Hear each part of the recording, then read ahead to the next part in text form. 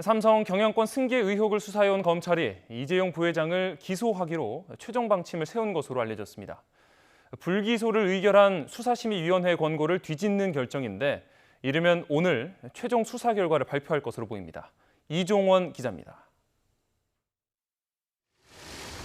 지난 6월 말 검찰 수사심의위원회가 이재용 삼성전자 부회장에 대해 수사 중단과 불기소를 권고하자 수사팀은 검찰 외부로 눈을 돌렸습니다. 평소 삼성 경영권 불법 승계와 회계 부정 사건에 대해 소신 발언을 이어왔던 교수 등 경영과 회계 전문가들을 직접 불러 방대한 의견을 청취했습니다.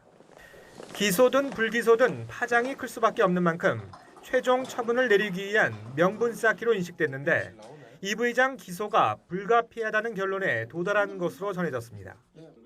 수사 공정성 확보를 위해 도입한 수사심의 제도를 스스로 무력화한다는 비판을 감수하더라도 불법 경영권 승계의 쇠이자이자 최종 책임자인 이 부회장을 기소하는 전공법을 선택한 셈입니다. 최근 단행된 인사에서 서울중앙지검에 특별공판팀 2곳을 신설하고 삼성 수사에 참여했던 김영철 부장검사를 팀장으로 앉힌 것도 향후 공소유지를 염두에 둔 것이란 해석도 나오고 있습니다.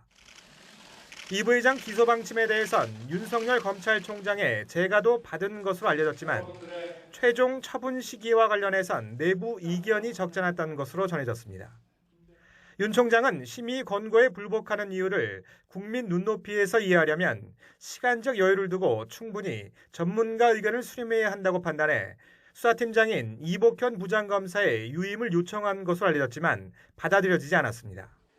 결국 이 부장검사는 모레자로 대전지검 전보가 확정됐고 전출 신고 등 남은 절차를 고려하면 오늘 이 부회장에 대한 최종 처분 발표가 유력한 상황입니다. 검찰이 이 부회장의 구속영장을 청구할 당시엔 자본시장법과 외부감사법 위반 혐의가 적용되는데 합병 과정에서 삼성물산과 주주들에게 손해를 입힌 배임 혐의도 추가될 수 있다는 관측도 나옵니다. 이 부회장이 기소되면 삼성의 옛 컨트롤타워 미래전략실을 이끌었던 최지성 전 부회장과 김종중 전 사장을 포함해 전현직 임원 10명 안팎도 함께 재판에 넘겨질 전망입니다. 검찰은 이 부회장을 재판에 넘길 경우 수사심의위원회 권고를 뒤집게 된 배경을 포함해 기소 결정을 내린 근거 등을 설명하는 자리도 마련할 계획입니다. YTN 이종원입니다.